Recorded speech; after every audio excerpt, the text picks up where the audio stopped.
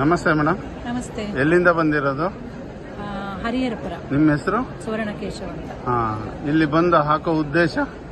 ಇಲ್ಲಿ ಮಂತ್ರಾಲಯಕ್ಕೆ ಬಂದ್ರ ಹಾಕೋ ಉದ್ದೇಶ ನಮಗೆ ಒಂದು ಗುರುಗಳ ಆಶೀರ್ವಾದ ಸಿಕ್ಕಲಿ, ದೊಡ್ಡ ದೊಡ್ಡ ರಂಗೋಲಿ ಬರೆಯೋಕ್ಕೆ ಶಕ್ತಿ ಬೇಕು, ಗುರುಬಲ ಬೇಕು, ಹಾಗಾಗಿ ಆಶೀರ್ವಾದ ಸಿಕ್ಕಲಿ ಅಂತ. ಎಲ್ಲೋ ಮಾಳೂರು ಅನ್ನುವಲ್ಲಿಗೆ ಗುರುಗಳು ಬಂದಿದ್ರು.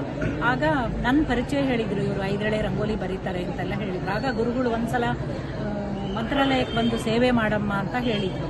ಹಾಗೆ ನಾನು ಅಲ್ಲಿ ಪ್ರೇಮಕ್ಕನ ಹತ್ರ ಹೇಳ್ತಾ ಇದ್ದೆ, ನಾವು ಒಂದು ದಿವಸ ಹೋಗೋಣ ಅಂತ. ಅವರ ಆಶೀರ್ವಾದದಿಂದನೇ ನಾವು ಇಲ್ಲಿ ಬಂದಿದ್ದೀವಿ. ಇವರು ಸಾಗರದವರು ಮತ್ತು ಇವರು ಮಾಳೂರು.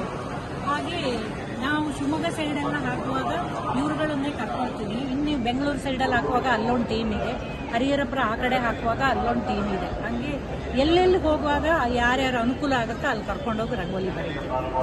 ಇದರ ಸ್ಪೆಷಾಲಿಟಿ ಏನು? ಇದರಲ್ಲಿ ಬಿಂದು, ರೇಖೆ, ವರ್ಧಿನಿ, ವರ್ತುಲ, ಶಂಖ, ಚಕ್ರ, ಗದೆ, ಪದ್ಮ ಎಲ್ಲ ಇದೆ. ಈ 5 ಎಳೆ ಇದರಲ್ಲಿ ಕಾಣುತ್ತಲ್ವ, ಅದೆಲ್ಲ ಏಕಕಾಲದಲ್ಲೇ ಬರೆಯೋದು.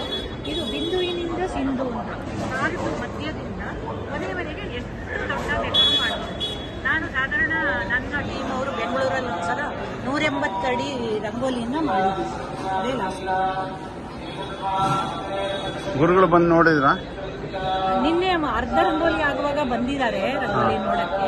ಆದ್ರೆ ನಾವು ಈಗ ಈ ಬಿಸಿಲಲ್ಲೂ ಕಾಯ್ತಾ ಇರೋದು ಗುರುಗಳು ರಂಗೋಲಿ ನೋಡಿದ್ರ ಮೇಲೆ ಹೊರಟು ಹೋಗೋಣ ಅಂತ ಒಂದು ಆಸೆಯಿಂದ ಕಾಯ್ತಾ ಇದ್ದೀವಿ. ನಮಸ್ತೆ ಮೇಡಮ್. ನಮಸ್ತೆ ಸರ್.